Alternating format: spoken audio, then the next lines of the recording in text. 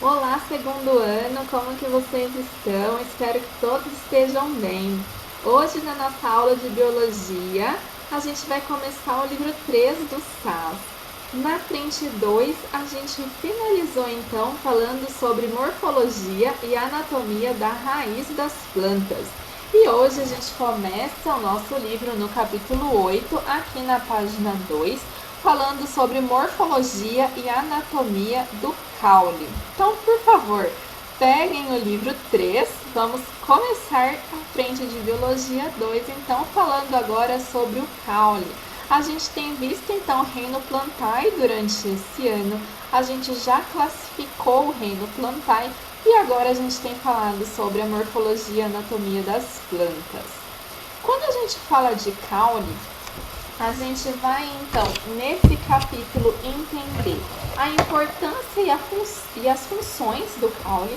A gente também vai aprender a caracterizar o caule, entender como que é a sua morfologia e também compreender quais são as modificações que um caule pode ter e identificar os diferentes tipos de caule. Você já parou para pensar como que ocorre a reprodução da banana? A banana é uma planta típica aqui do nosso país e ela recebe o nome científico de musa paradisíaca. Essa banana que a gente tem aqui. Gente, gostaram tanto dela que o nome científico dela é musa paradisíaca. Nós temos, né, a gente acha que dentro da banana aqueles pontinhos pretos são sementes. A maior parte das pessoas, se você perguntar por aí o que são aqueles pontinhos pretos, eles vão falar, são sementes. Mas na verdade aqueles pontinhos pretos não são sementes, são óvulos não fecundados. Então, se são óvulos não fecundados, essa banana não tem semente lá dentro, essa banana que a gente come aqui normalmente, como é que a banana se reproduz? Em capítulos anteriores, nós vimos que as plantas podem se reproduzir assexuadamente, e esse é o caso da espécie da banana que a gente tem aqui, a musa paradisíaca. Na verdade, essa banana tem um tipo de caule especial, que é o caule subterrâneo. A gente já conversou sobre caule subterrâneo quando a gente aprendeu as pteridófitas, as samambaias. O caule subterrâneo da banana é do tipo rizoma, que é um caule que cresce horizontalmente, paralelo ao solo. Então, o que a gente vê para cima do solo, na verdade, é um falso tronco, que ele é estrutura aérea que é formada por bainhas de folhas. Então, na verdade, a gente pensa que a gente sabe tudo de caule, mas a gente tem algumas coisas para aprender sobre caule. Existem sim outras espécies de banana, como por exemplo a espécie Musa balbiciana, que é típica lá do sul da Ásia. Essa sim faz reprodução sexuada, tem sementes verdadeiras que estão dentro da banana, mas não é a banana típica que a gente tem aqui no nosso país, tá bom? Gente, além desses caules subterrâneos, nós temos caules aéreos, que são os mais típicos que a gente está acostumado. Tem caules rastejantes, caules trepadores, caules aquáticos. A gente vai aprender aí a diversidade de caules que a gente pode encontrar na natureza. Mas antes de entender a diversidade do caule, a gente precisa compreender como que é a estrutura do caule e quais são as funções do caule em si. Nas plantas vasculares, o caule tem um conjunto de estruturas que vão atuar para que o caule ele atue na captação de água, transporte de substâncias. A gente já falou, né, sobre xilema e floema em capítulos anteriores, e ele também tem um papel para reduzir a perda de água agora que as plantas conquistaram o ambiente terrestre. Ele também vai servir como suporte aí para folhas, frutos, flores, também para raiz, e também a gente vai ter que identificar o que é caule e o que não é caule. Como vocês viram, a gente falou da banana e a gente olhou para a planta e achou que era caule, uma coisa que não é caule. Então, como que a gente faz para identificar o caule de uma planta? A gente vai olhar para ele e vai verificar se há a presença de gemas. A gente já falou de gemas quando a gente falou de tecidos primários, secundários. Então, vamos dar uma relembradinha aí, olhar as figuras do livro para a gente identificar as partes da estrutura do caule. Então, abram aqui na página 3 e acompanhem aqui com essa figura. Esse é um caule típico, tá bom? A gente pode identificar essas partes em qualquer caule típico, tá? Então, sempre que você quiser identificar um caule, a gente vai ter que verificar. Tem gemas? Se tiver gemas, seja apical ou lateral, sim, é um caule. E quais são essas gemas? A gente tem, então, um crescimento sempre longitudinal, né? Por conta dessas gemas aqui. Então, bem no ápice, a gente tem a gema apical. Lembra que a gema apical, meristema primário para crescimento, né? A gente já falou em tecidos meristemáticos sobre essas gemas apical e gema lateral. Então, bem aqui em cima, a gente tem a gema apical com os primórdios foliares, que vão dar origem às novas folhas. E daí aqui, a gente tem, então, a parte do caule, que vai ser o crescimento do caule em si.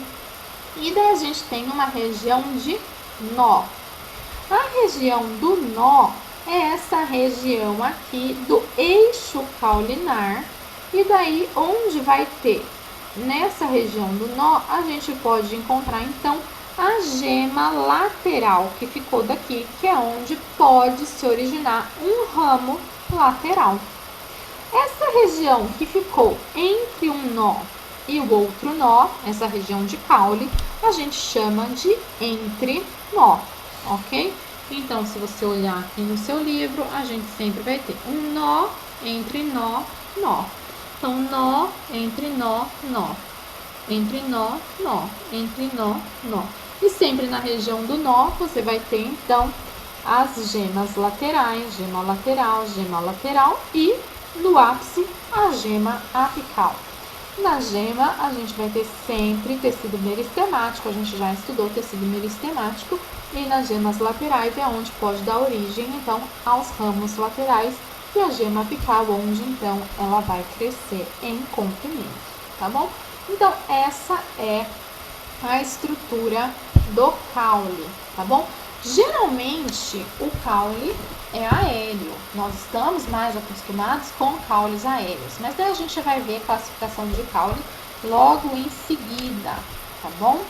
E daí vai ser aqui nessa região de gemas laterais, onde pode originar, então, ramos laterais e onde vai ter a saída das folhas, tá bom? Então, vai ser nesses pontos que a gente tem primórdios foliares, saída das folhas e tudo mais, ok?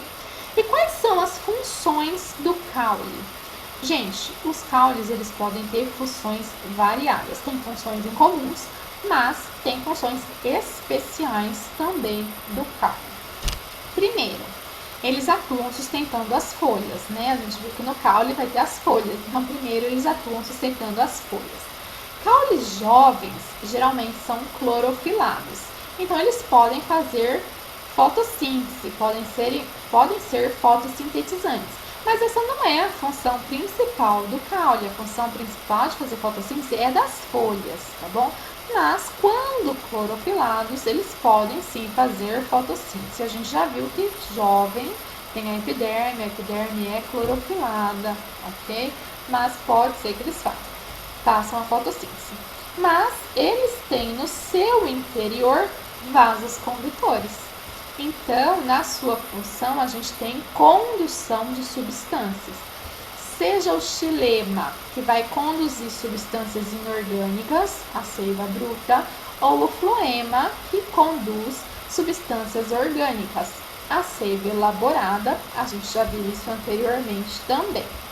O caule, como eu disse, atua no suporte dos ramos, folhas, flores, frutos e sementes, ok?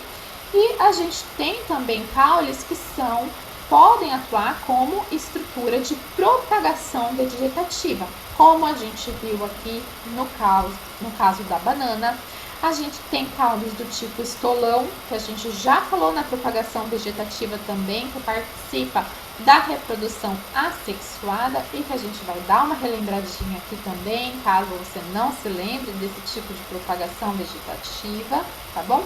E temos caule que no interior do parênquima armazena substâncias. Então, sim, existem caules que podem armazenar substâncias. E daí depende do tipo de parênquima. Lembra? Temos parênquima aquífero, parênquima milífero. Dependendo do tipo de substância que ele armazena, ele ganha o seu nome. Então, existem caules que armazenam substância, ok? Então, tem funções aí especiais para o caule. Quanto à classificação dos caules, a gente pode classificá-lo de acordo com a região onde esse caule é encontrado. Então, a gente classifica os caules em aéreos, subterrâneos ou aquáticos. E daí, dentro de cada classificação, a gente tem subdivisões. O caule aéreo, obviamente, né, ele é encontrado acima do solo. Na página 4, a gente vê, então, essas classificações. Dentro dos caules aéreos, a gente tem o caule ereto, e o caule ereto é aquele que cresce verticalmente sem nenhuma necessidade de apoio. E a gente tem aqui alguns exemplos de caules eretos. A gente tem caule ereto do tipo tronco, que é aquele típico da árvore, né? Que ele é um caule robusto, resistente e com várias ramificações. A gente tem do tipo estipe, que ele é cilíndrico e alongado, mas ele não tem ramificações. As folhas saem aqui, ó, do ápice, que é o caule típico de palmeiras. A gente tem caules eretos do tipo colmo, que é típico da cana-de-açúcar. A gente pode ver nós e entrenós bem claramente. E nos entrenós armazena alguma substância, é um parênquima que vai armazenar substâncias. Então, no caso da cana-de-açúcar, né, vai ter líquidos açucarados aqui. E a gente tem esse caule aqui, que é do tipo haste, que ele é delicado e flexível e se mantém clorofilado mesmo quando essa planta não é mais jovem. Então, por exemplo, a gente tem aqui alface, cravo, feijão, margarida, couve, essas plantinhas que ficam com o caule bem fininho e delicado. Um outro tipo de caule aéreo que a gente tem são os caules rastejantes. Caules rastejantes, eles sempre vão crescer paralelo ao solo, por isso que ele é rastejante. Dentre os caules rastejantes, a gente pode falar do caule rastejante do tipo estolão ou estolho. É aquele que eu falei para vocês que participam da propagação vegetativa, né? Então, que fazem a parte da reprodução assexuada. E a gente tem como exemplo o morangueiro, ou mesmo a grama, e a grama é mais típica, a gente está acostumado mais a ver a grama. Então aqui a gente tem até a foto, né, de um ramo, assim, né, puxou a grama. Então vem aqui, ó, o caule, então tá ele aqui, ó, rastejante. E de tempos em tempos, esse caule que está em contato no solo se enraiza. Se por acaso esse caule for rompido, essa planta não morre. Nós temos agora 2 indivíduos. Então por isso que é uma reprodução assexuada.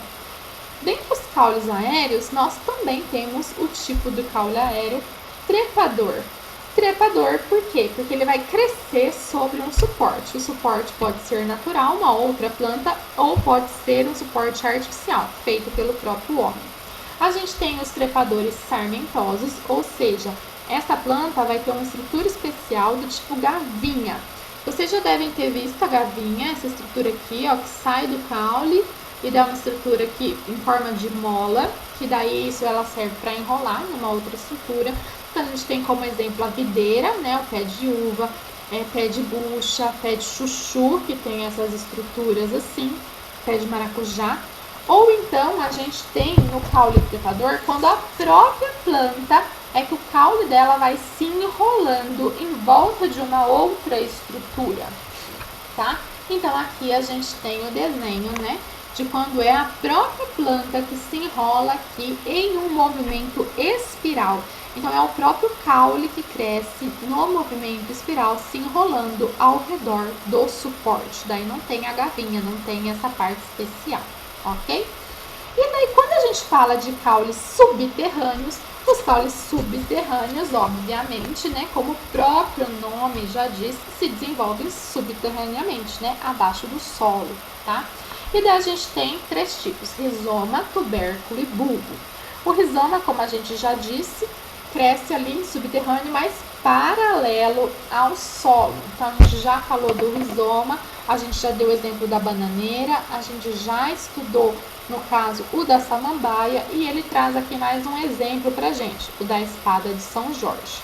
A gente tem o do tipo tubérculo, que é o exemplo que a gente conhece bastante da batata inglesa, tá bom? O do tubérculo, ele armazena material nutritivo. A gente já falou dele também em capítulos anteriores, tá bom? A gente tem como exemplo também, além da batata inglesa, cará e inhame. É um caule que cresce abaixo do solo e armazena material nutritivo. E no caso, a gente tem também caules do tipo bulbo, tá? Que ele também pode participar e atuar frequentemente na propagação vegetativa. Olha aqui, a gente tem 3 tipos de bulbo, né? Subterrâneo do tipo bulbo. Esse aqui a gente está bem acostumado, porque é o da cebola, ó, tem a região aqui do prato, que a gente chama quando você corta a cebola no meio, daquela parte mais branca, aqui, bem próxima à raiz. Tem a região dos catafilos, que são folhas modificadas, né? E aqui, ó, o botão vegetativo. Vejam só, esse a gente está bem acostumado a ver, né? Esse tipo de bulbo tunicado, tá bom? Então, os bulbos vão participar aí como propagação vegetativa, ok? Mas tem outras plantas, ó, aqui que também apresentam esse caule do tipo bulbo, tá bom? Gente, lógico que os aquáticos, né, crescem, pelo menos uma das suas porções vão crescer debaixo da água, tá? E eles vão ter, sim, algumas estruturas, como aerênquimas, para ajudar na flutuação e para auxiliar na respiração. Então, como exemplo, a gente tem aí Vitória Régia, a gente tem Aguaté, né? Não são caules assim que a gente nunca viu na vida, ok? Vamos falar agora sobre modificações caulinares para a gente encerrar essa aula. A gente tem modificações caulinares, todas elas vão visar a integração da planta com o ambiente. A gente tem modificações caulinares do tipo espinho, tá? Não vamos confundir espinhos com acúlios, que a gente já viu que são anexos da epiderme. Os acúlios parecem espinhos, mas eles se destacam facilmente. Os acúlios são, por exemplo, da roseira, né? Que se você faz assim, né? Tipo, tenta tirar, facilmente sai. Os espinhos não. O espinho é do limoeiro, da laranjeira, que é difícil destacar do caule. Então, esses são espinhos verdadeiros. Esses são difíceis de destacar do caule. Tá? Eles são endurecidos, pontiagudos e servem para proteção da planta. Eles geralmente, né, têm a sua origem de tecidos profundos do caule ou podem mesmo ser folhas modificadas, tá bom? A gente tem cladódios. Os cladódios é quando o caule em si se modifica e geralmente eles podem armazenar água, eles podem ser tanto achatados, alargados, geralmente eles são clorofilados. Então aqui, por exemplo, esse caule do cacto, ele tá aqui, ele é no formato de barril, né? Ele se alargou para armazenar a água, tá? Além, né, desse cladódio, ele também tem espinhos, tá bom? Então essa é uma modificação para suportar o clima seco. A gente também tem os filocladódios, tá bom? São caules que se assemelham a folhas. Então aqui tem um desenho pra gente, olha aqui, você vai ver que a flor tá saindo da folha. Então, gente, flor não sai da folha. Então, isso aqui não é uma folha, isso aqui é um caule, ok? Então, aqui. E a gente tem as gavinhas, que acabamos de ver, que são estruturas que vão participar do suporte dessa planta, né? Com elementos de fixação. E, por fim, os xilopódios, que são órgãos subterrâneos que vão armazenar substâncias nutritivas e água para auxiliar que essa planta sobreviva a ambientes extremos, geralmente quando a parte aérea é destruída pela seca, pelo fogo ou quando, por exemplo, tem um frio intenso. Então a gente tem um exemplo aqui dessa planta, que é uma planta nativa da Caatinga, ela é endêmica daqui, da região semiárida do Nordeste, e aqui a gente tem a foto dela e o desenho, né? Então aqui a gente tem as raízes, mas também tem essa outra região aqui que é muito importante para a sobrevivência. Se não existisse essa região que armazena água e nutrientes, essa planta não sobreviveria. Tudo bem? Gente, por hoje é só. Até a próxima aula. Tchau, tchau!